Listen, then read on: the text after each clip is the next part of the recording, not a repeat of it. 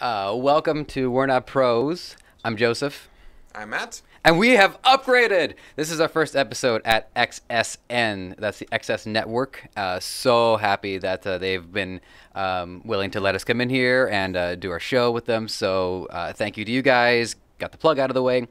Today is an exciting episode. Would you say this is start of season 3? I think this is fair to say. This is our start of season 3. This is definitely start. I never think we've really kept a proper episode count. Nope. But this is definitely a comeback from a long hiatus. We're sort of celebrating, reuniting. You're growing a new beard, so we're celebrating that as well. There's a quick story. Along, but yeah. I'm part of this secret group on Facebook.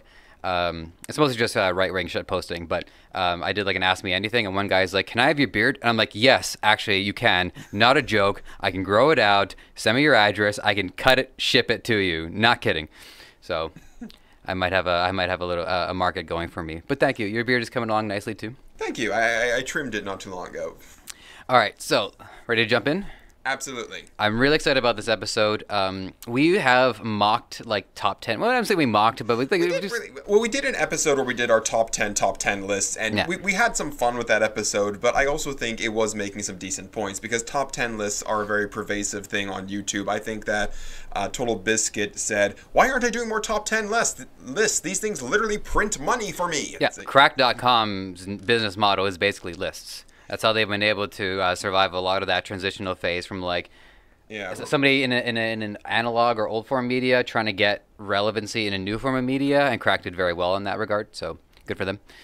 Yeah. And also our top 10 was a top 10 list. So it was still a top 10. But today is a top 10. Matt and I are going to do it a little bit differently. So this is top 10 best games, period.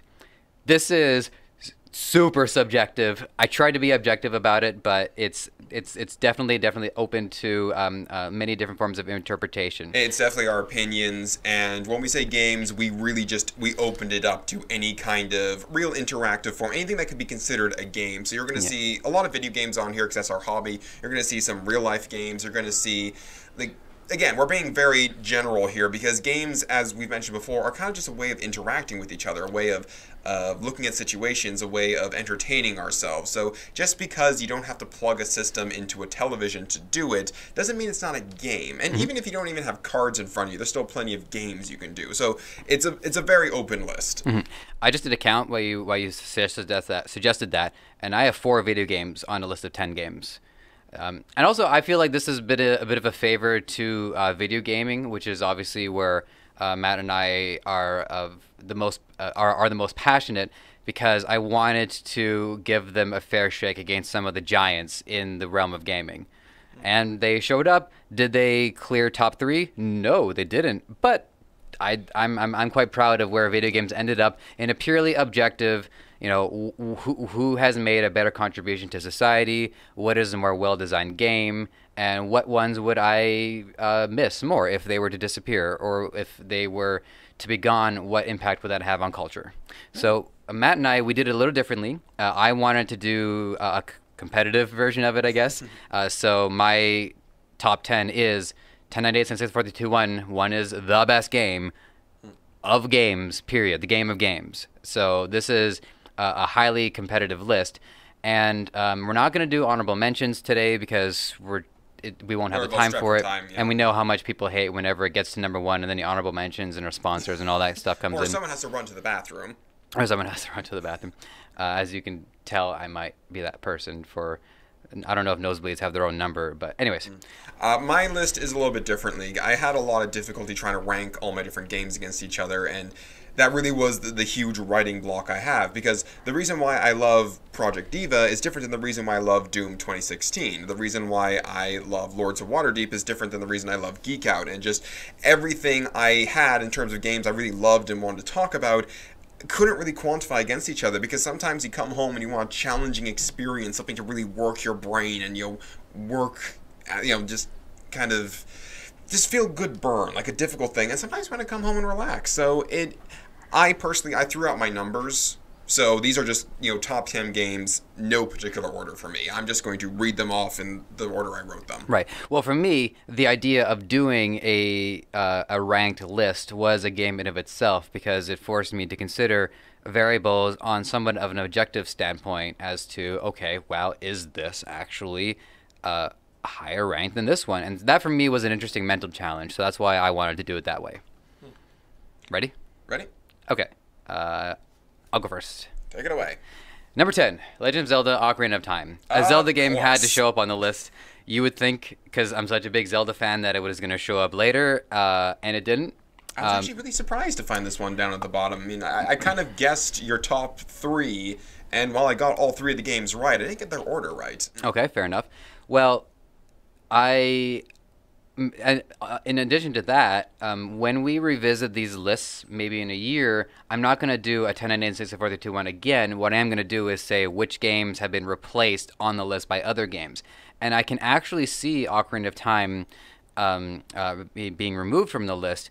I know there's a bit of a subjective bias because I have a huge passion for Zelda, but the reason why I went with Ocarina of Time is because I'm considering this as a product as well as a game experience. For a player to have, say, one game to meet all their needs, and I had a very similar discussion of this on another podcast called Xstream, which I don't like to date it, so it'll come out at some point.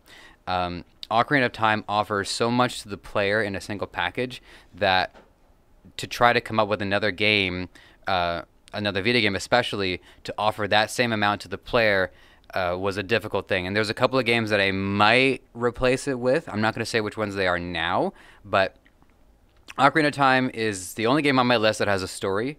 I think it's... I don't think so. I think it's the only single-player game. It is the only one that combines a lot of different paces for the player. There's adventuring, there's combat, there's skill-based challenges. I think as a form of escapism, it is the high point of being able to exit our reality, enter another reality, and have something there for us to interact with in a way that's safe and that's fun, because we want it to be a game reality and not necessarily like another version of life where we have to do taxes in Hyrule. That we're not. I'd be interested in seeing like a really realistic Zelda, but I can live without it. And then one other thing that I thought was a really interesting point that I would love to maintain is that Ocarina of Time is one of the few Zelda games that and also I guess one of the few games in general that has a fully functioning musical instrument. And the reason why this is important is that if for a game to function as a form of escapism, it has to find things for the player to do that can amuse the player well past the story or well past filling that meter or collecting 100 of this. It has to give something for the player to impart some of their own desire to do something. And so to provide the player with a musical instrument that can, with enough skill and with enough development, can play music well outside of what Ocarina of Time requires the player to play, that's huge. That's hundreds of hours. That's marketable content on YouTube. So it's actually managed to succeed and thrive over the course of time and not diminish over time. So it's such an inspired choice for the developers to make, and that's the reason why Ocarina of Time, not only in my opinion, is the best Zelda game, although I understand Majora's Mask has an instrument too. Majora's Mask is a shorter game, but it's still really good, and it was really, it would have been a tight race. But yeah, so that's why Ocarina of Time is my number 10. All right. I also, there are, again, pages upon pages of people who have written music for the Ocarina in Ocarina of Time. I remember Nintendo Power had, here's all the themes from other games. So it's very much a community instrument, and I think it really was the first one to do that. I think the technology had just allowed people to do it, and no one else was really going to try. Right. Now, to be fair, I could do a little bit more research, and I'm sure I'll find other games that have since done this. I'm sure they're out there, but Ocarina of Time did it, and it did it perfectly, so much so that they named the game after it. Yeah. All right, so the first game I'm going to mention is King of Tokyo. Now, I used to run a lot of board game events back in the day with some social groups, usually out of the tea house that we did, I think, one of our episodes in. We talked about it, but I don't think we ever did it. Okay, but Anyways, King of Tokyo is a very small game, and it kind of follows more of a Yahtzee principle that you have 6 dice you roll for the various symbols. You can hold some, re-roll some, etc. It's a very simple game, and that's what I really loved about it. When you're running board game events, and you're having, like, some people come in immediately, some people come in 10 minutes later, some people come in half an hour later, it's really hard to just jump into something like Rex or Twilight Imperium right off the bat. Games where I'm, like, intimidated just by the name. Yeah, it's really hard to jump into these things because you don't know when other people are coming. You know, some people are going to order food, some people aren't going to order food. So King of Tokyo was is incredibly easy to teach people. It's incredibly easy to learn, and you get to play as a giant monster rampaging throughout Tokyo. And it was actually designed by Richard Garfield, who was one of the people behind Magic the Gathering. Nice. And I think one of the more interesting aspects when you look at it as a very technical game is that it's really fucking overpowered. But that amount of just, overpower, imbalance, etc., it's up for everyone to grab. So it's balanced in the sense that it's imbalanced. It's balanced because, yes, certain combinations of abilities and certain things that you can do are ridiculously powerful, but anyone can do it. And there's an understanding between the players and the game designers and the game itself that these are monsters that crush cities. Overpowered is their bread and butter. Yeah, and it's also very much open to different strategies. Like, I've seen some people hoard energy, and it works. I've seen some people just go immediately for the multi-kill, and it works. I've seen some people just sit back and try to earn points through non-traditional means, and it works. There's plenty of ways to play the game, and you can find yourself 5 or so rounds into it, realizing, oh my god, this person's been hoarding points, and they're about to win using points. We have to kill them! And it can be very crazy, and it can go on for a long time. It can end really quickly, and if you do have to sort of end your game prematurely, it's very easy to figure out who's in the lead, who's winning. Like, it's a very simple and easy to get into thing. It's very variable for time, and again, it's balanced by making it unbalanced, and I think that can be very fun. Like, you don't have to, like, really line every technical thing down. You can incorporate luck, you can incorporate silliness, and still have a very satisfying experience. There's one thing that you said that stuck out to me, which is you said it was a small game, which is quite interesting because the scale of what's happening is so large. So much so that it doesn't happen in life. It's gigantic monsters that can crush a building as easily as we can knock... we don't want to knock over anything in the room here that can be knocked over, I feel like but everything here would be really expensive. but something of value that can be easily destroyed. That's kind of the interesting thing about we lose sight of that. So there's a lot of catharsis, I think, in just being able to inhabit the mindset of the monster for a little definitely. bit. I love playing the bad guy. I mean, the general opinion in real life is that I'm a good person, so I always love powering up Dungeon Keeper or something like that and just slapping all the goblins because I can. I noticed that's happened to me too with acting. I keep getting casted as a piece of garbage. I'm like, all right, I'm a heel, I'll take it. All right. Right. Okay, number 9 for me, Risk. The board game Risk. I mean, with all of these, you can obviously go look it up for yourself. I don't think we're not going to explain how the game works. What I like about Risk is that it's a simple premise, and it is the kind of game where mom and dad can probably figure out how to play it. The kids can learn how to play it. Your friends can get together and have a Risk session. So I find it's accessible, and even though it's based off war and it's violent, everybody seems to be okay with it, which I think speaks to our more violent nature in a lot of ways.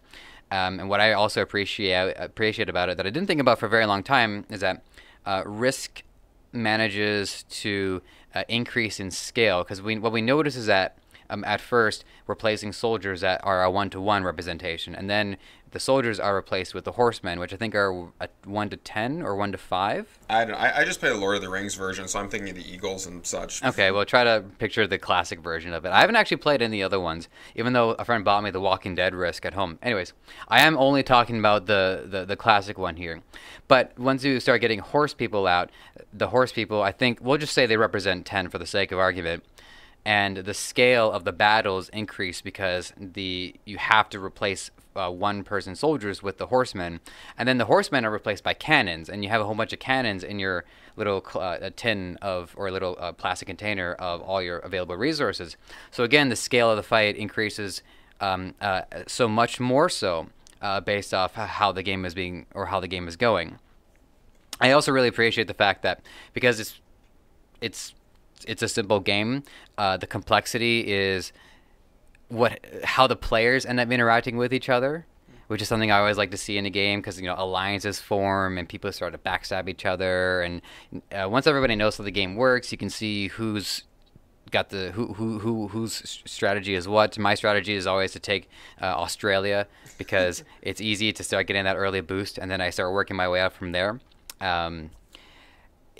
We rely on decision making and I do have notes on decision making and strategy. Skill is not too much of a big deal, and the best part about all of it is that it comes down to weighing probability against one another versus weighing skill. Because if you invade with 50 people, you have 50 chances to succeed, but you might fail every time, or I might put up a fight, kill off 30 people, and you're like, well, that risk didn't quite pay off as much as I wanted to.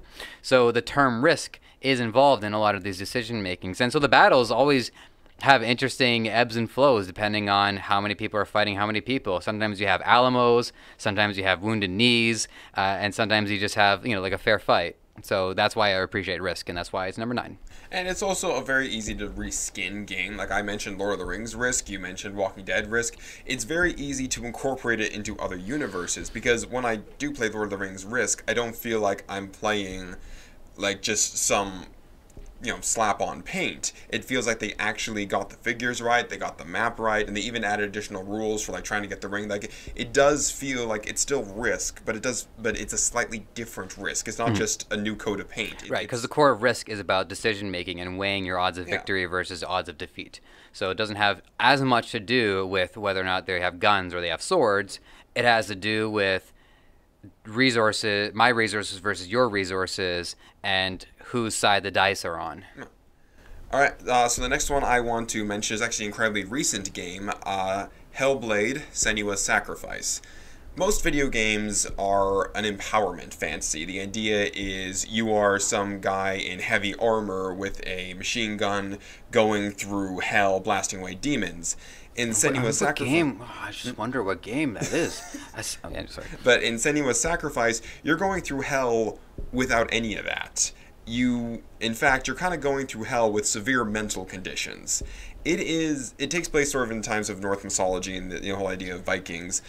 You play as someone with severe mental issues who is literally going to hell, the location, to try to retrieve the soul of her beloved husband. And you are plagued by voices throughout, which encourage you, help you, or diminish you and insult you.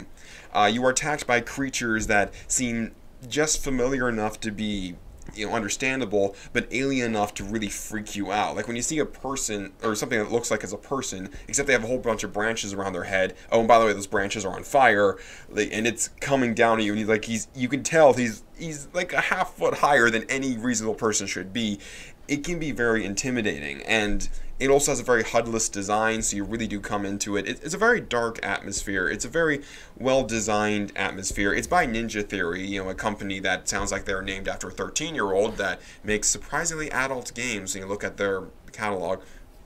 And the thing that really made it stand out and really put it on this list, even though it's been out for less than a year, was again the idea of a disempowerment fantasy, that you're playing someone who very much is against something they can't really comprehend, who's undergoing a journey kind of worthy of like song, of fable, it's a very dark world, and you can feel her struggle, you can feel what she's going on up against. And they actually had a mental health consultant on the game who gets credited as part of the opening credits. So that's really how much they paid attention to the kinds of conditions and psychoses that the game references and goes with, and sort of at points asks the question, is she really hearing the voices of spirits, or is she just schizophrenic? Mm-hmm. And it does stand out. It's done by a very small team as well, so you can show like a small team can somehow do something worthy of AAA development. It is a short game, it's a download only,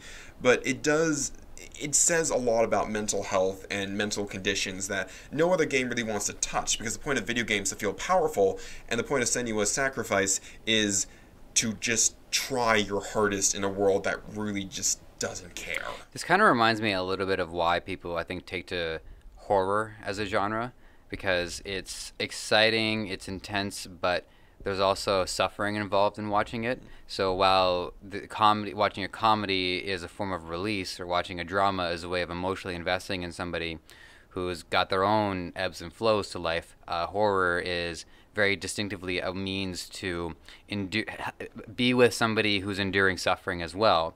So I think there's just a similar mentality in why somebody would voluntarily consume something that creates distress as opposed to, I don't know, laughing, right? So that's just the thought that I had about that.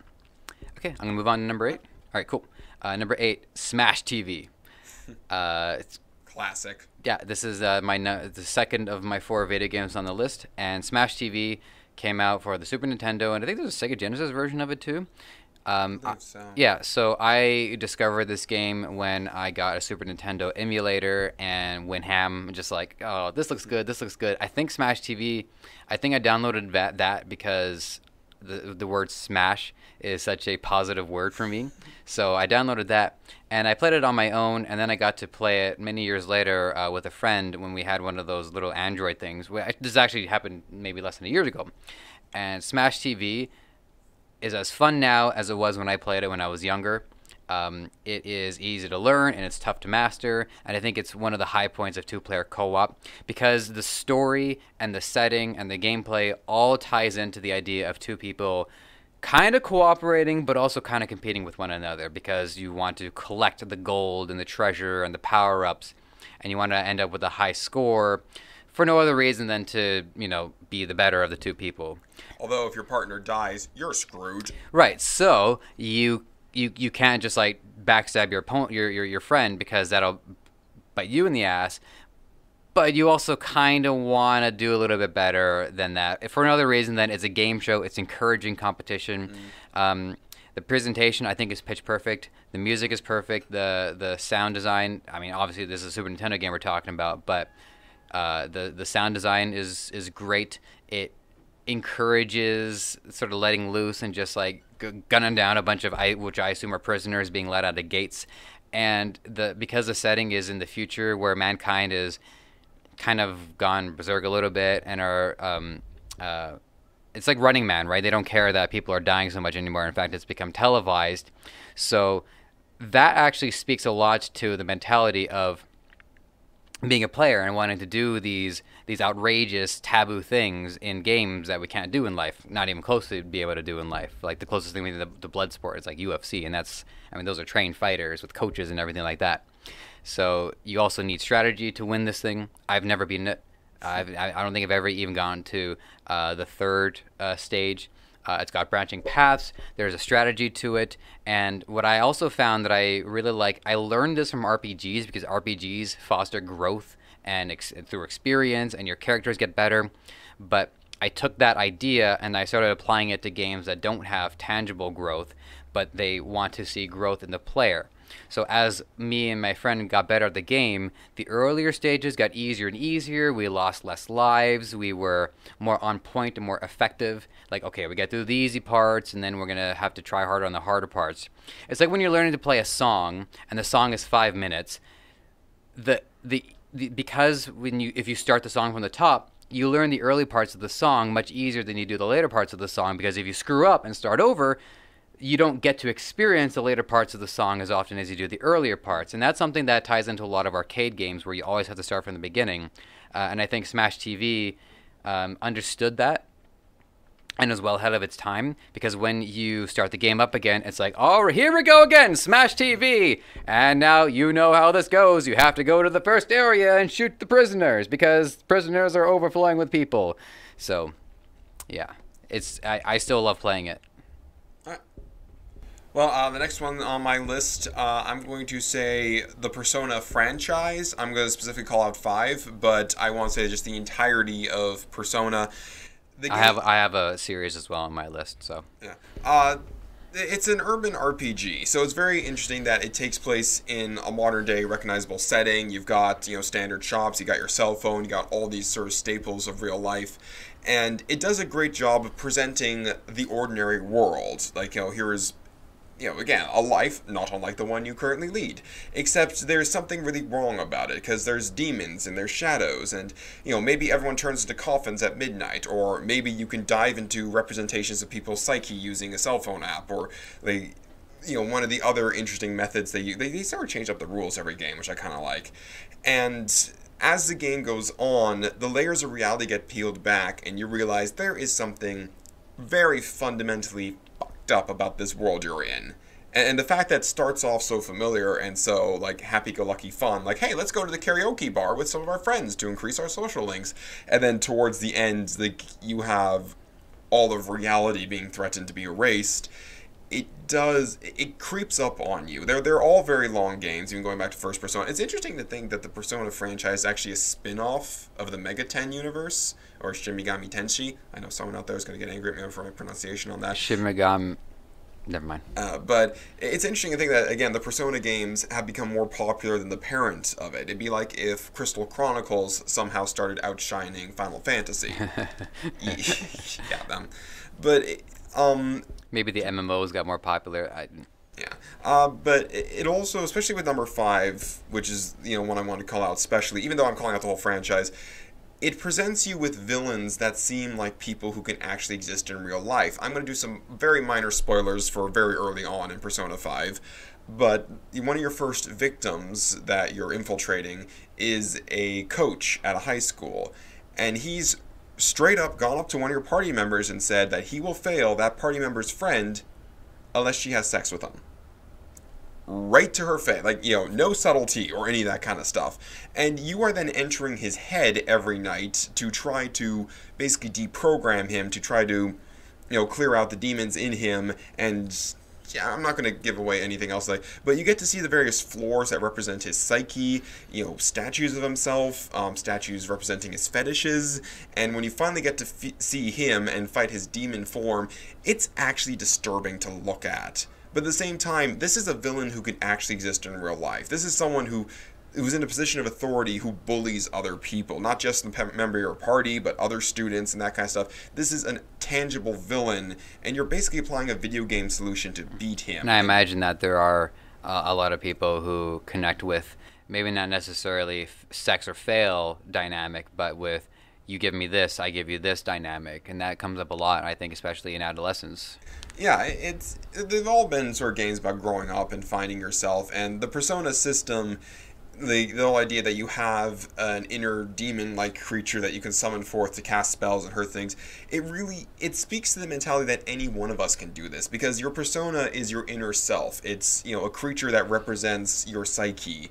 So these people haven't necessarily had special training, it's just they can summon forth their shadows, their personas, and it gives leverage that these are still ordinary people, they just happen to do something extraordinary. And if you like JRPGs, I picked up the 5th one. The 5th one is definitely an amazing part of the series. I recommend pretty much every game in it. I've been playing it since the PS1 era, but the 5th one is definitely, they've been getting better. That's great. The one thing that you said right at the beginning that people really took to it, I think they took to it for similar reasons that people took to the Harry Potter series, because Harry Potter is a fantasy, but it's grounded in reality. So it's that I wish maybe there is a secret world operating without me knowing, and in some respects there is, even if it's not about magic or demons or anything like that, but it's just about these people behave and are cultured in a certain way, and there's a want to escape to that culture because that's where we're meant to belong. Even something as simple as finding a game community that everyone there has the same conversation and it's easier to fit in. So, all right, what have I got here? Number 7, Magic the Gathering. Not going to get into the gameplay aspect of it, although there is a memory that I have of, I think, the second time I ever tried playing Magic the Gathering. I tried playing it once in high school with a friend. It didn't click, but I got together with some friends from a community I used to be involved in. Not going to call them out because that's, I don't need to name drop. That's not like I'd be bragging if I did it. But we got together, we played Magic the Gathering, and I had to remember how to play the game on the spot. So once the whole placing mana, tapping the mana to summon creatures clicked in my head, I'm like, oh, not only do I get this game, I really get this game. This is great. It's simple, but it's going to ramp up. Awesome. This is actually also how we met. Yep. Yeah, Magic the Gathering, and we mentioned this when we did Pitchcast here, but the Gathering was we actually gathered together because of it. So Magic, but I kind of changed our lives, really. I mean, could it have been a different game? Maybe, but I mean, Magic did its job, and here we are. So it definitely, because it's called The Gathering, it fosters the community engagement, and that is not only through the title, but it is through the different game modes. There is the hyper competitive ones, and then there's also the casual, everybody just go nuts modes. And then there's some interesting ones where we're not necessarily facing each other, we're working together to face a foe. So Magic is one of the few games I have on the list here where I think, where it can cover all your bases. And you wouldn't need to play another game because there's so much variety to what can be done with the Magic the Gathering dynamics that, maybe you don't want to play competitive for a while. Maybe you just want to do something cool and casual. Maybe you want to go to a draft. All these different modes. And that came out of the designers being receptive to what was going on in the community. They understood that the power can get out of hand real quick. So they came out with different modes. Only these cards are allowed, because these are the most recent ones. These are what the tournament will be based off of. So they found ways to manage their own power creep. And the thing I appreciate the most, and we talk about this for a whole episode, the Johnny Timmy Spike dynamic, but the designers understood that not everybody who plays this game is out to cut the other person's throat. Some of them want to... That might get you kicked out of wherever you're playing. Oh, yeah. Some people are just in it to have fun, play a pretty creature, or do something powerful. And some people, like myself, and this was the first time that somebody characterized my mindset when I play games, is some people want to win, but if they don't do it on the way that they want to do it, they're not going to be happy. They're called Johnnies. They want to win on their terms and not on the most objective meta term. So because the designers understood that, they were able to apply that knowledge into their design and to give everybody cards and dynamics that would make everybody happy. So great community support, great community in general. I haven't been able to spend too much time with them because there's so many things to do. But if anybody is looking for a way to get out of the house and to be involved in a community, I have nothing but good things to say about the Magic players. And it's very moddable. Like, it's very whatever rules you want to do. Like, there's no system in place saying you have to do... Like, okay, you got to obey the text on the cards. But, there's no real program in play. Like, we talked about this with the kind of the Hearthstone versus Magic episode, or like the virtual card games versus real card games, that there's nothing saying you can't do this, you can't do this. If you want to, have a separate deck for your mana and just draw a mana with your card every turn, you can technically do that. Yeah, there's a mod that I do. It's called Burn, where if you draw a card, you're like, I don't want this right now. It doesn't go into graveyard. It doesn't go into exile. It is removed from play. And what that allows is, I would rather you and I have a really good match where we're playing the combos we want to play, we're getting the plays out that we want to do. I would rather have that than... Oh, I'm screwed. This is a wash. I have too much mana. Mana drought, mana burn, like mana flood or... Yeah, exactly. Flooded or droughted, yeah. All right, so the next one on my list, I guess keeping sort of to the theme, The World Ends With You. I haven't played this one yet, so don't spoil anything for me, because I know I want to play it. All right, I'm going to just talk somewhat vaguely. It was a DS game that came out quite some time ago. Hasn't really made it to like the virtual shop, and one of the things you notice right off the bat is it's another sort of urban RPG. In fact, it's based very much on an existing city in Japan, including a very iconic scramble, the name of which I know I looked up and I just can't remember right now. God damn it. You didn't write it down? I didn't write it down. I'm sorry. My fault. But it's... I guess minors... No, I'm not going to say that because you know what? Well, hang on. Let me check my notes. I printed the same thing twice. I have nothing for you. But you play as a character with amnesia. Don't worry, you get your memories back, which is one of the things I really like. Like, the amnesia trope, and then a third into the way. Oh, you get all your memories back. Oh, that's handy. But you wake up in the middle of nowhere. You can't interact with anyone near you, though you seem to be able to read their thoughts. And you're being attacked by these really amazingly designed creatures. They're called noise, but they're hybridizations between real animals and sort of tribal tattoo design. So you'll have a bear that's, looks like a bear, but instead of having arms, he's got these massive tribal tattoo, like claw things he'll swipe at you with. And just all the creatures in there are very nicely designed. It very much is urban. It very much is designed off graffiti culture, off sort of more modern music. The soundtrack is absolutely amazing. Is it a Sega game?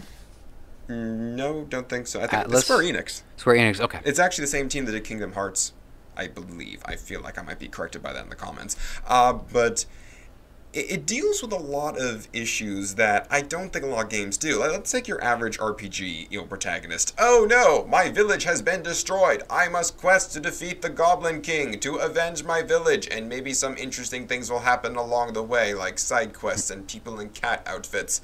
But this one deals with, the main character very much has given up on life kind of thing. You've got other characters who have decent self-esteem issues. You've got stuff all over the spectrum, and I found that I related to these people and their issues far more than I do the average RPG, because it was in the modern setting, and it wasn't the traditional tropes where they're so tired and we're used to at this point. Part of the message is sort of at the end of it is to take life a day at a time, learn to love yourself, and just overall, again, arcs that I really felt resonate. The combat system is really amazing. You don't necessarily have dedicated push button to attack. You equip all these pins. Each pin gives you different thing. Here's pyrokinetics. Here's throw a fireball. Here's all that kind of stuff. So you can rebuild your character on the fly. And then when the team looked at the DS, most people thought okay, here's the screen for what's going on, and here's the map, or here's your inventory, or here's whatever. The team that did The World Ends With You control 2 characters simultaneously. So you've got one character at the bottom screen you're controlling with the stylus, another character on the top screen that you're controlling with the arrow keys, and there's a little puck that gets passed back and forth that if one of them does a full combo, it passes it to the other player, who if they do a full combo, passes it back. So you're spinning just enough plates that it's chaotic, but not so many plates unlike plates on sticks. And it's a good use of the DS as well. It's a good use. A lot of people were very excited by the DS because they thought this is a chance to make a unique game, and that always was supposed to be Nintendo's strength, giving developers a chance to do something really different. They took to it somewhat with the Wii, but I think interest kind of diffused over time. But the DS didn't have that problem. The DS was chock full of inventive ideas right to the end. And actually still going, right? Still 3DS games. Yeah. And every time you sort of peel back one layer of the game, you find something else. There's a system for, consuming food, and it actually uses, a 24-hour system for real life. If you equip certain pins and turn the game off, those pins will actually gain experience, thus possibly transforming or becoming more powerful, even though you're not playing the game.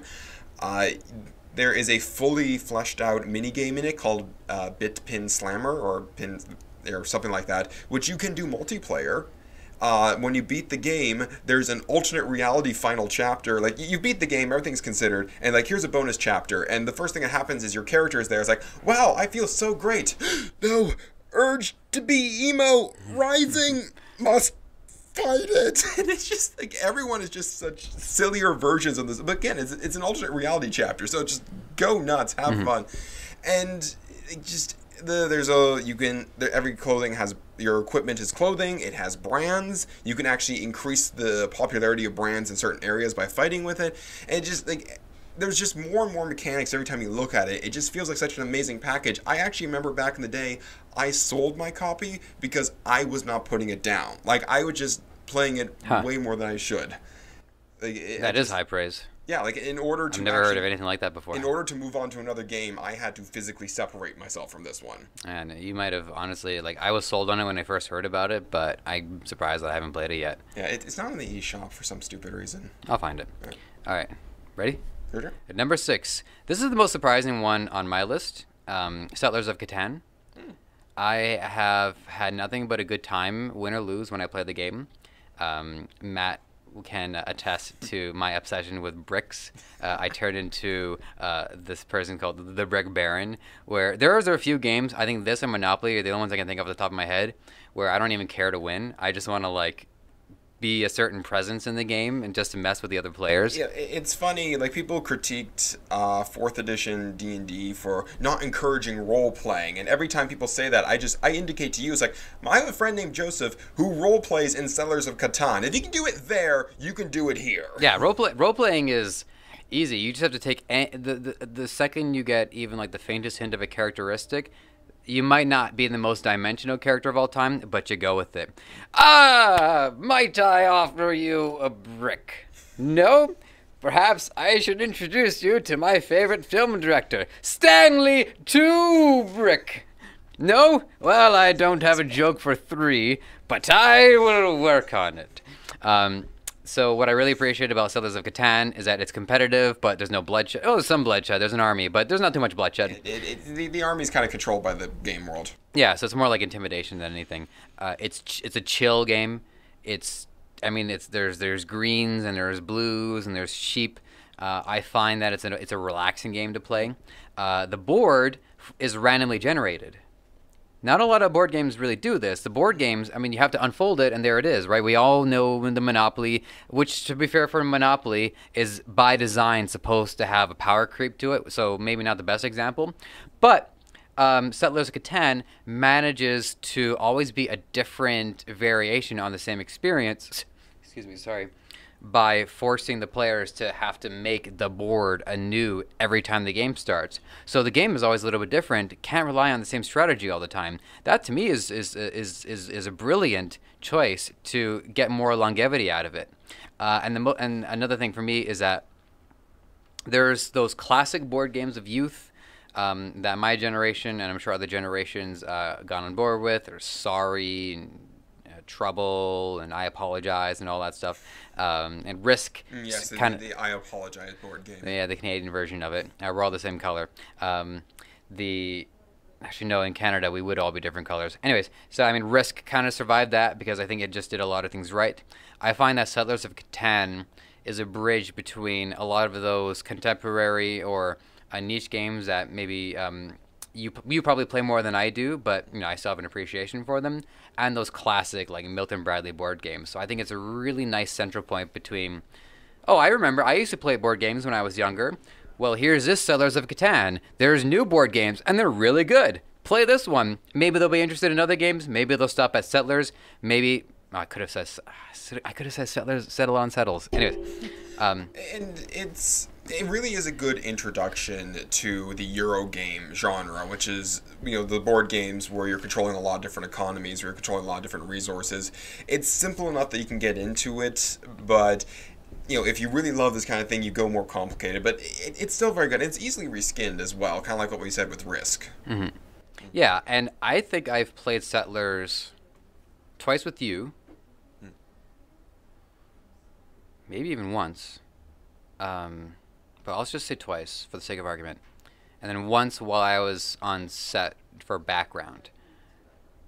Even though I've played this game no more than 5 times, it has left such an impression on me that it had to be on the list. And I look forward to playing it again because I know I will. All right. Well, next one on my list, Baton Kalas. I know someone's going to hit me for the pronunciation of that, and I also just want to say this is the Last JRPG. Don't worry, I know we had 3 in a row, but that's just, again, I didn't number my list. That's just how it kind of worked out. This one was one of the games I played on GameCube, and it left an incredibly massive impression on me for so many reasons. First of all, the world is amazingly designed. It's one of those floating islands everywhere kind of thing. The way it's drawn is fantastic. The way the characters are designed also are just, every one of them stands out in some way. All of them have really good personalities, and mechanically speaking, it did something. Some other games have done this, but I like the fact that this game doesn't have you level up on the go. You have to actually go specifically to one place where, to the church, and, the person there will say, like, you kneel on the altar and you reflect upon the experiences you've had, and that causes you to level up. Right, because experience is an interesting conversation about whether it should be a tangible a resource or if it's meant to represent something about the player's experience. Yeah, and I felt it definitely added to the world the fact that I have to go to this special place and my character has to pause and reflect on their experiences to become more powerful. Because I have actually played games where you're almost expected to level up mid-fight just to benefit from the instant health and mana regeneration. Diablo, for me. Diablo, there was a tactics game I played for the DS that, again, pretty much expects you to go off, grind, get some experience, and then just... whatever. But... it's so beautiful to look at, like the way everything's it's pre-rendered. It's pre-rendered. The soundtrack is amazing. I still listen to it just sort of as a background music for stuff going on, and the characters themselves are very nicely I'm talking about characters a lot, but they're very nicely realized. They don't follow all the typical tropes. For starters, the main character is 19. That's pretty old by JRPG standards. And you've got other characters in the party who are older, you got other characters who are younger. There's one particular character I really like who he used to be a knight, he's now a farmer. And at one point, the main character asks, like, why did you stop being a knight? And he said, how old are you? 19. Listen, I'm not going to start explaining my life choices to a kid. When you get older and you get, experience more things, we can sit down and have that conversation. And that moment just stuck with me. It's the idea that he wasn't being condescending to you. He was simply saying that, the world is complicated and the reasons why I made these decisions, are a little more complicated, and one day we'll talk about it. Mm-hmm. And then, of course, there's the great Mizuti, who was just like... They were the sort of the weird little mage thing. They wore a full helmet mask, so you had no idea what they looked like. But you eventually meet her parents, and her parents scold her for, why do you call yourself the Great Mizuti? And that's even part of her character card, said the Great Mizuti, and like, here's all the stats. It's like, you can't just go around doing that. She said, okay. And the Great disappeared from her name in the status list. That was such an amazing feature. And... sorry, we are a little pressed for time. Right, sorry. Yeah. And the combat system was very interesting, because it is a card-based combat system. Don't panic! The reasoning behind it is that each card contains the essence of a weapon or the essence of something powerful, like a healing item, etc. So you're using that card to temporarily imbue your sword with the power of a frozen sword or something like that. And the number systems could be used to try to generate combos, and they did have a prequel which, mechanically speaking, simplified things, but I also felt it took away from a lot of the story. So, like, the actual main game, Baten Kalas, it's great for how it handles its characters, it's great for how it handles its environment. I really wish everyone wasn't talking through a freaking cardboard tube. What happened? Oh, compression. I mean, there's only so much you can fit on those discs. Yeah. And the pre-rendered backgrounds, whew. But this was something I could barely put down. I tried to 100% it the best I could. This is before achievements, so it's harder to 100% things without achievements. And it was an amazing journey. And I think the last aspect I want to say, I know we're pressed for time, is that you play you in this game, which I thought was very interesting. You are a guardian spirit who is possessing the main character. You actually get to type in your name. People will refer to you by name. They will occasionally ask for your opinion on something, and you get multiple choices for how you want to respond. But the fact that you have been incorporated into this universe, like, you're not Callus. You are you, and whatever name you typed in. And so few games actually attempt anything like that. And at the very end, like, they say, like, okay, they wish you luck going back to your own world. So I do feel like I was a part of that story. I do feel like I was a part of the overall experience there.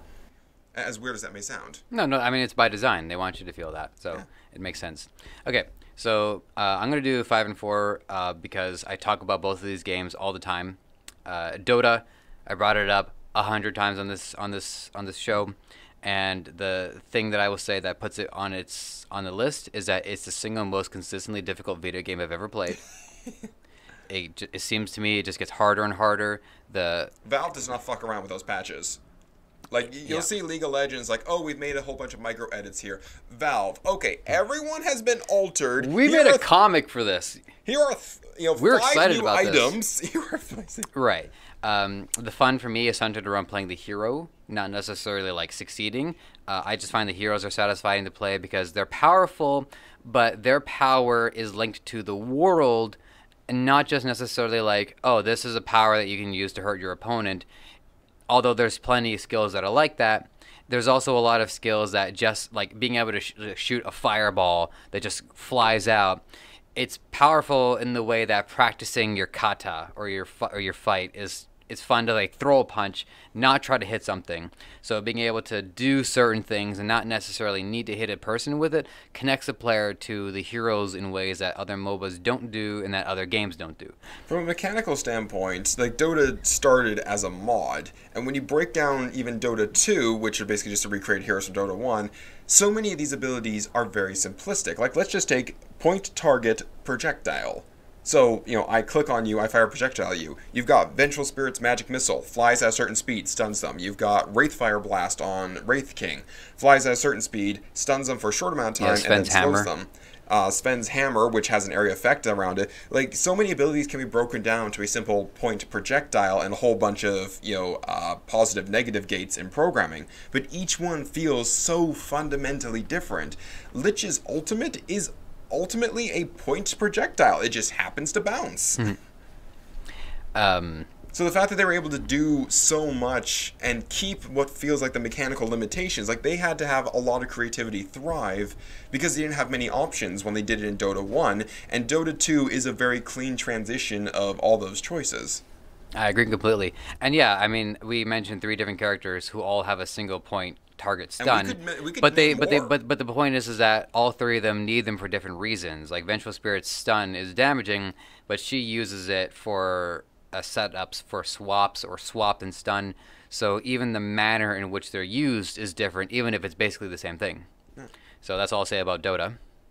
I'll let you go to do the next one. I shouldn't do 2 in a row. Okay, the next one I'm going to do, drinking games. Very simplistic, very easy. In fact, that's kind of the biggest 3 there on the list. Anything can be a drinking game. You could be playing a drinking game right now, like every time I touch my chin, you take a shot. Or every time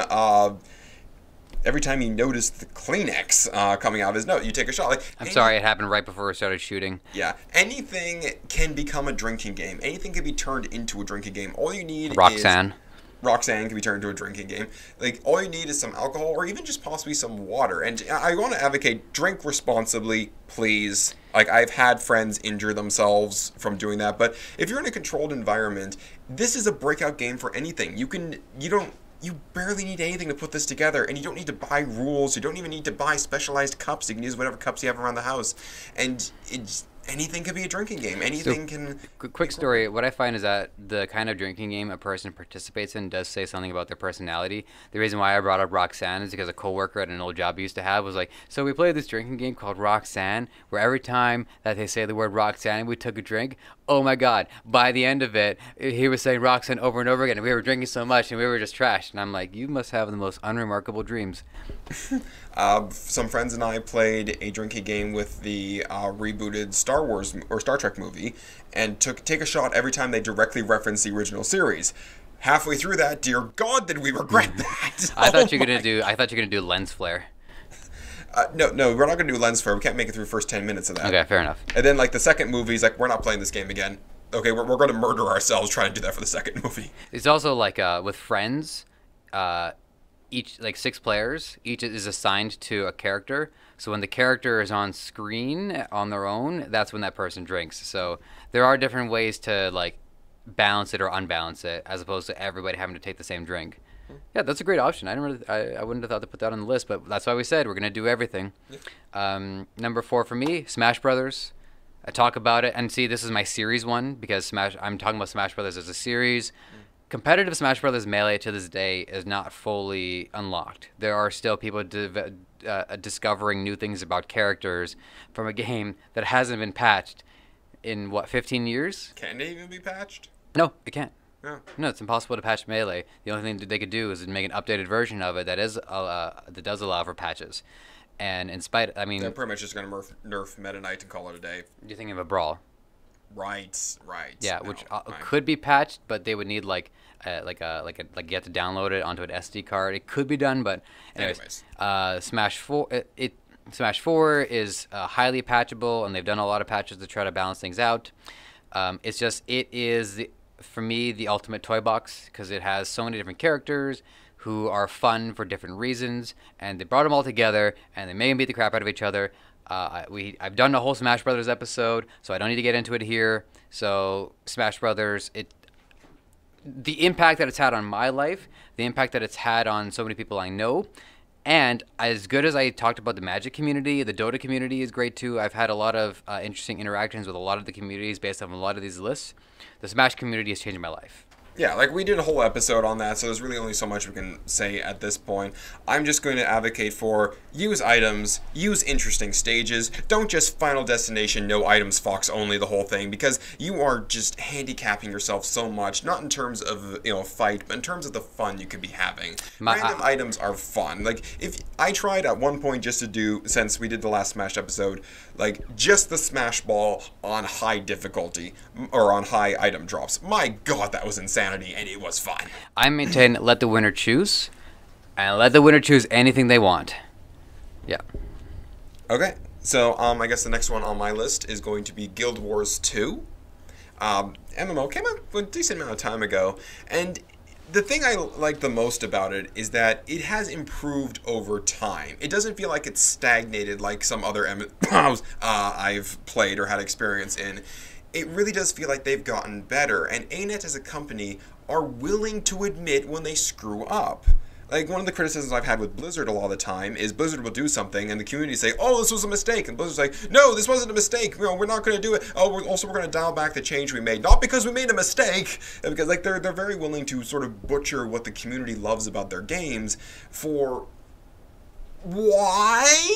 And ANET has made a lot of mistakes over the years, but they've always owned up to them. Like, they handled the first real Living World event somewhat badly, and at the end of it, they actually sent out surveys, they sent out apology letters, and they found out who couldn't participate in it, and they sent them, like, compensation items, like, oh, you couldn't participate in this thing? Well, here's some of the drops that came from that event. We're very sorry. And they've changed up a lot of how the traits work several times. It used to be you could get a cat, you could only change your talents when you're in town and talk to a talent trainer. And then they changed it for, oh, we want people to go out there and learn things in order to get their talents. They backpedaled on that. They even had a cash store item for changing your talents on the go. They refunded all those and made it so you could just retalent yourself whenever you're not in a fight. And I haven't played nearly as much as you. The structured PvP was a lot of fun. The world PvP was a lot of fun. The actual, the PvE aspect of it was enjoyable too. Yeah, it came together as a great package. Yeah, and they've since released 2 expansions, and I can say, like, the story originally was very, like, it starts off great, and then sort of just, the story right off the bat in the first expansion has your character, I think, talking more in the opening prologue chapter than they did for at least half the regular story. And that was amazing because I always felt like the initial story was about other people and I just happened to tag along. So Heart of Thorn was very much about you and the new community we're building. Like, base game, you're trying to get Destiny's Edge back together because they're the actually interesting ones who do interesting things. New game, new expansion, you're putting your own new team together. You are taking initiative. Your character is actually telling people what to do, and that's a continued... It shows growth. Yeah, that's continued in Path of Fire. And another one of the great aspects is whenever an expansion comes out, they don't just release a bunch of new classes. They have released one new class. But what they do is they've released elite trait lines. And because you can retrait yourself whenever you want, you basically just equip this elite trait line. It changes your class, so to speak. Like, you're not a Mesmer anymore, you're now a Chronomancer. But it synergizes with what was already there. You don't necessarily have to throw all your gear out the window and now get new gear, though sometimes that's recommended. You don't have to delete your character and make a new character just to take advantage of this stuff, because you just need to go out, get enough skill points, learn the new talent tree, and you just equip it on your character. And they're not necessarily the best. My warrior is still a warrior despite being trained in Berserker and Spellbreaker. He's still a warrior because that fits my playstyle the best. I don't have to use the expansion on him. In fact, I'm only taking advantage of 2 of the new elite trait lines for the new expansion. Everybody else is either, base game or normal. And the fact that they're still fun and still balanced despite not using the new talent lines shows how much they care. When they released Taunt as a new mechanic in Heart of Thorn, they went back to all existing skills and said, where can we add Taunt? This isn't just going to be a new thing. We're going to make sure everyone gets updated for it. So yeah, like, kudos to you, ANET. You're really supportive. Yeah, I mean, I've always had a high opinion of ArenaNet. For me, Guild Wars 1 was my first love, at least as far as ArenaNet is concerned. And I think because I loved Guild Wars 1 so much that my love for Guild Wars 2 couldn't reignite, and the games were different in many ways. Guild Wars 1 was almost more like a strategy game where you played one unit and everybody else was their own one unit. Um, anyways, number 3 for me, rock, paper, scissors. It has agency in everyday life, can be used to solve problems, and what I think is really cool about rock, paper, scissors is that it's balanced in a way that it almost has more to do with the player's preference. Excuse me.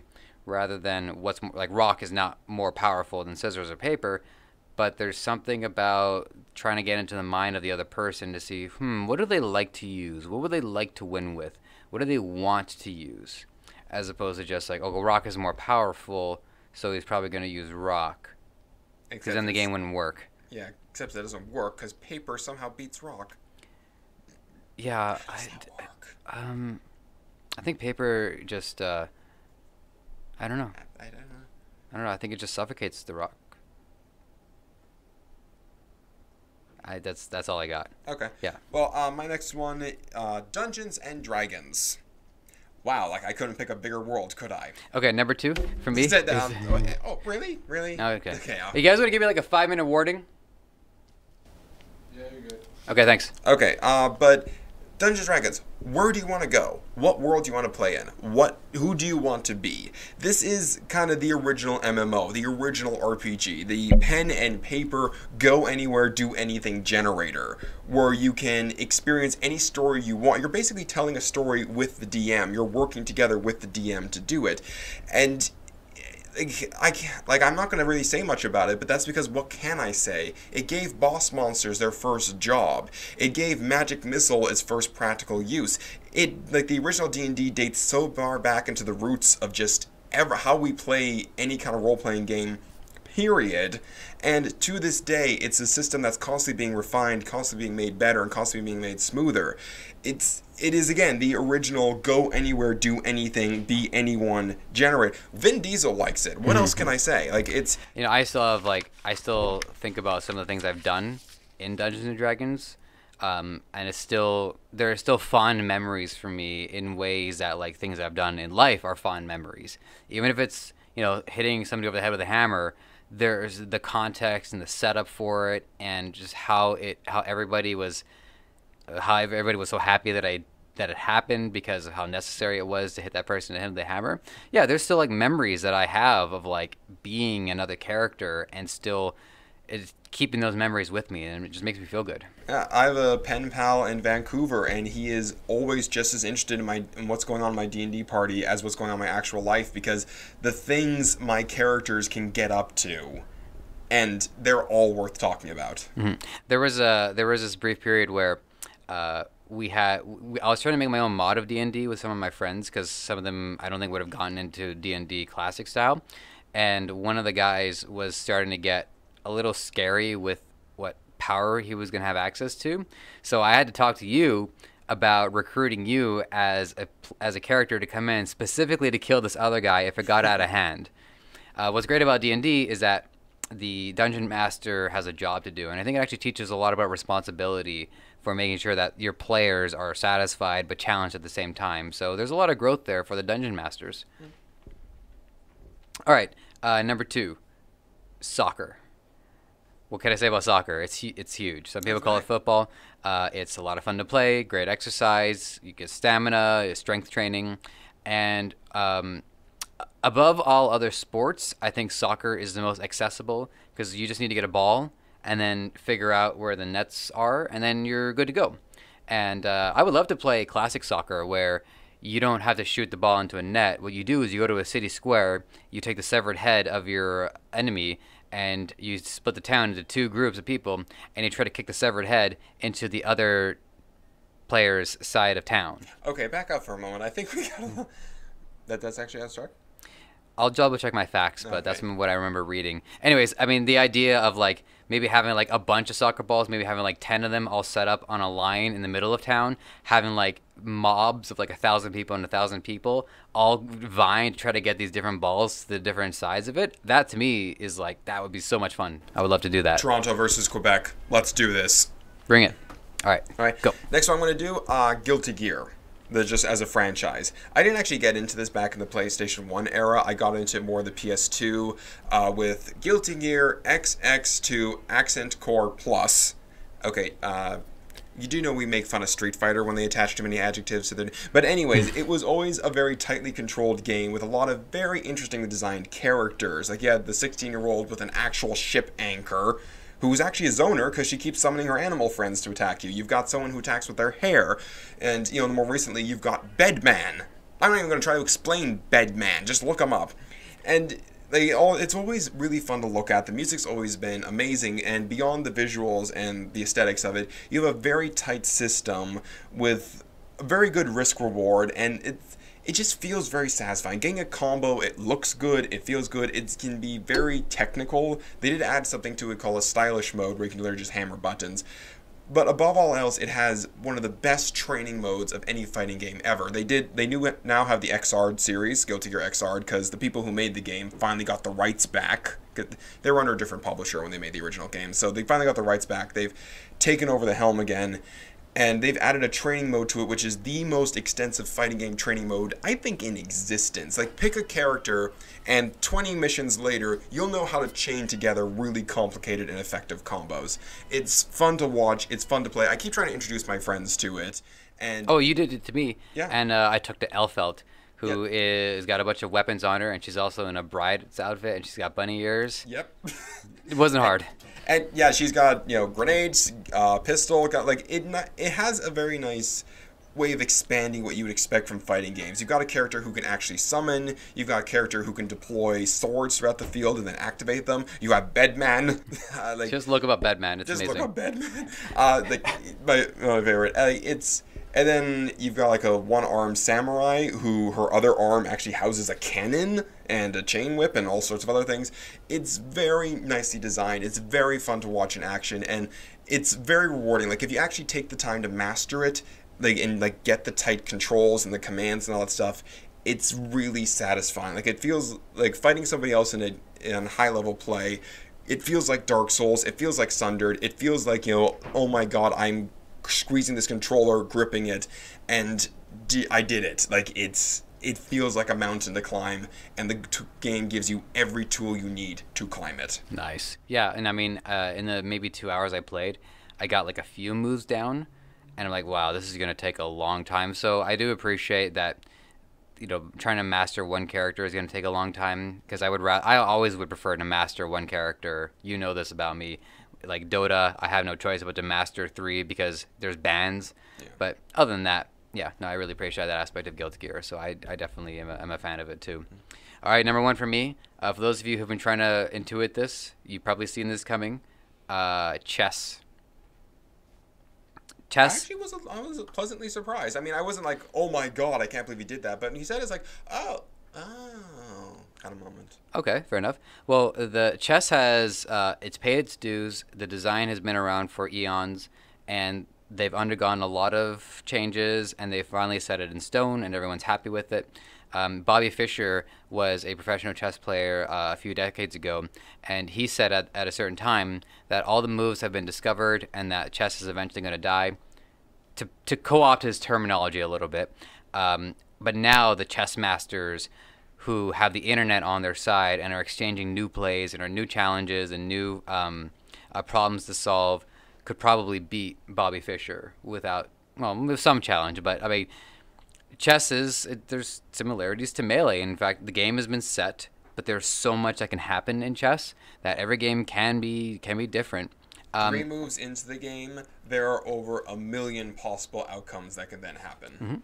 Mm-hmm. It's about as balanced as it gets. I know because white goes first, it has a 51% chance of victory, but take it or leave it. It's as good as it gets.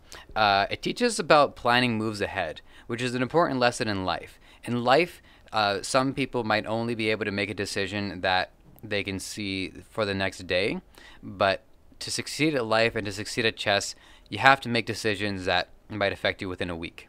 Decisions that might affect you in a month, in a year, 5 years, 10 years. One of the reasons why, while I might be stressed out about things in the immediate sense, but I can take back and I can step back and I can chill, is because I've planned my moves years and decades ahead of time. I have cards that I have yet to play to their full extent because I think about all of that.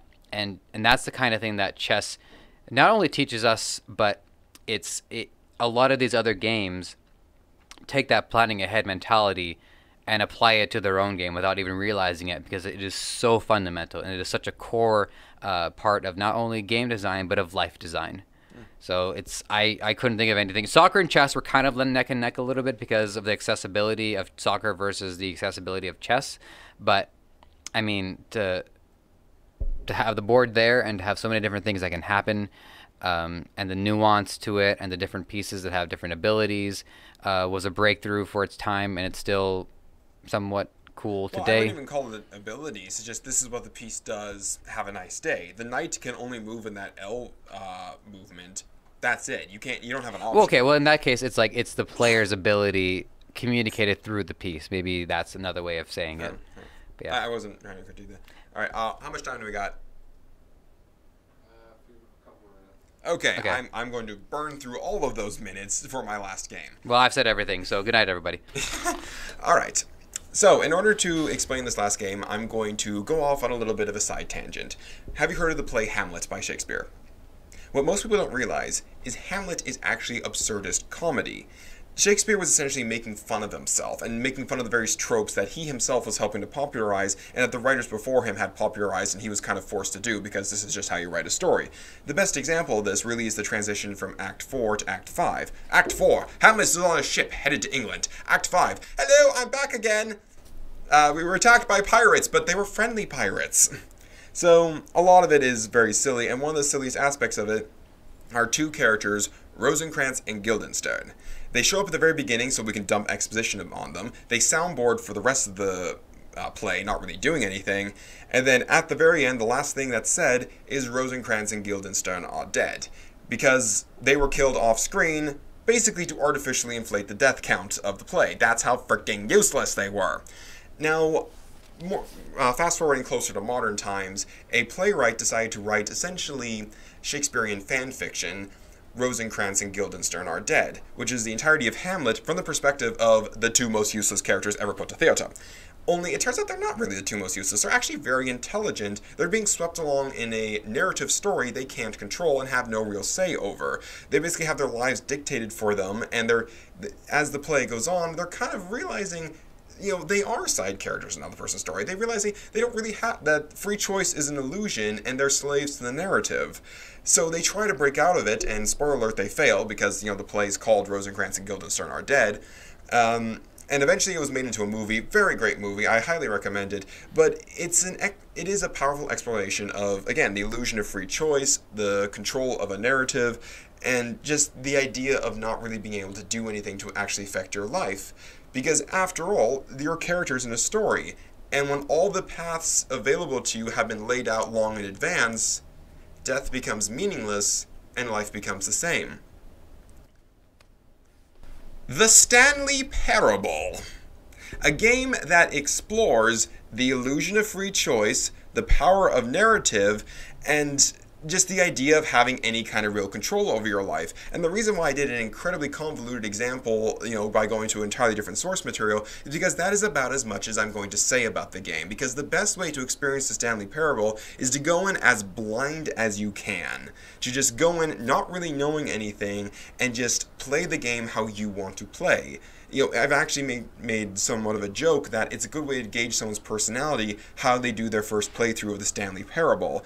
And it's always best experienced when you know as little of the game as possible. So yes, it challenges free will, it challenges narrative control and the idea of your influence over the world at large, but again, I'm not going to say anything else beyond that because the best way for you to really understand the Stanley Parable is just go in it both feet first, with as little foreknowledge as you can. Don't look up a review, just trust that it's good. It is. I 100% am behind the Stanley Parable. It was my life for like a month, and the line that you said is a line that still moves me, so I 100% with you on that one. All right, we're going to wrap up. Thank you to XSN for giving us this amazing space to work and play. I'd say work and play at the Yeah, same time. Yeah, definitely. a little bit of that, a We're little bit of having that. fun. Thank you for everyone for checking us out. Obviously, if you've been watching this whole thing, you'll have something to say. So feel free to go nuts in the comments, and we will see you next time. Cheers. He's completely killing everyone in the comments right now. I mean, look at all those bullets.